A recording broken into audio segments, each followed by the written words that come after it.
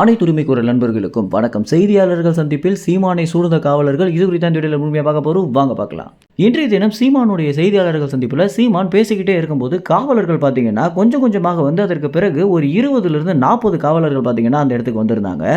ஆரம்பத்தில் இவங்க எதனால் வந்திருக்காங்க அப்படின்னு அனைவருமே குழம்பி இருக்கும்போது அவங்க பார்த்தீங்கன்னா கொஞ்சம் கொஞ்சமாக பாதுகாப்புக்கு நின்ன ஒரு விஷயம் அப்படின்றது ஒரு பெரிய ஆச்சரியமான விஷயமாக பார்க்கப்படுது. அது மட்டும் இல்லாமல் சீமானே பார்த்தீங்கன்னா எதுக்குப்பா வந்திருக்கீங்க அப்படின்னு கேட்டதும் அதற்கு பிறகு காவலர்கள் பார்த்தீங்கன்னா உங்களுடைய பாதுகாப்புக்காக தான் வந்திருக்கோம் அப்படின்னு சொன்னது பார்த்தீங்கன்னா சீமானே வியக்கிற வகையில் தான் இருந்துச்சு. இதற்கு பின்னணியில் என்ன காரணம் இருக்குது அப்படின்னு பார்க்கும்போது தான் நீதியரசனான ஆனந்த் வெங்கடேஷ் அவர்களுடைய செயல்பாடு இருந்திருக்கு அப்படின்னு தெரிய வருது. கொஞ்ச நாட்களாகவே சீமானுக்கு ஏகப்பட்ட மிரட்டல்கள் வர ஒரு காரணத்தினால நாம் தமிழ் கட்சியுடைய நிர்வாகிகள் பார்த்தீங்கன்னா பலமுறை காவல்துறை அதிகாரிகளை அணுகியிருக்காங்க. அதற்கு பிறகு நீதி அரசர்களையும் அணுகியிருக்காங்க. இறுதியாக தான் பார்த்தீங்கன்னா ஆனந்த் வெங்கடேஷிடம் போயிட்டு பேசிட்டு வந்திருக்காங்க.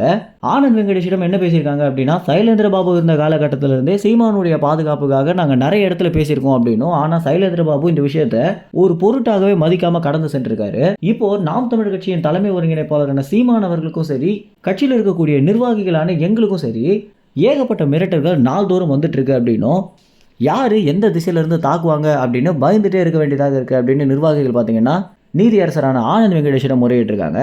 இதற்கு பிறகு நீதியரசரான ஆனந்த் வெங்கடேஷ் பார்த்தீங்கன்னா அவருக்கு நண்பர்களாக இருக்கக்கூடிய காவலர்களையும் அதற்கு பிறகு முக்கியமான காவலர்களை அழைச்சி சிறப்பு அறிவுரைகளை கொடுத்துருக்காரு. அதாவது ஆட்சியில் இருக்கக்கூடிய கட்சிக்கு மட்டும்தான் பாதுகாப்பு தரணும் இல்லை அப்படின்னும், தமிழ்நாட்டு மக்கள் அனைவருக்குமே பாதுகாப்பு தான் தரணும், ஆனால் ஒரு 3வது பெரிய கட்சியாக இருக்கக்கூடிய தலைவருக்கும் கட்சி நிர்வாகிகளுக்கும் பாதுகாப்பு தரல எந்தவித தவறுமே இல்லை அப்படின்னு, இதில் எந்தவித அரசியலும் கலக்காதீங்க அப்படின்னு காவலர்களுக்கு பார்த்தீங்கன்னா அறிவுரையை கொடுத்திருக்காரு நீதியரசர். இதன் அடிப்படையில் தான் பார்த்தீங்கன்னா காவலர்கள் அடுத்த சீமானுடைய எந்த ஒரு விஷயமாக இருந்தாலும் அந்த இடத்துக்கு பாதுகாப்பு தருவாங்க அப்படின்னும், முன்பு இருந்ததை காட்டிலும் பல மடங்கு காவலர்கள் அதிகமாக சீமானுக்கு பாதுகாப்பு தர போறாங்க அப்படின்னு தான் தற்போது தகவல் கிடைச்சிருக்கு.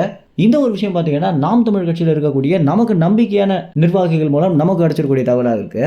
இந்த ஒரு தகவல் குறித்து என்ன நினைக்கிறீங்க அப்படின்னும், இனி வரும் காலங்களில் சீமானுடைய பாதுகாப்புக்கு காவலர்கள் உறுதுணையாக இருப்பாங்களா அப்படின்ற உங்க கருத்துக்களை கமெண்ட்ஸ்ல தெரிவிங்க. நன்றி, வணக்கம்.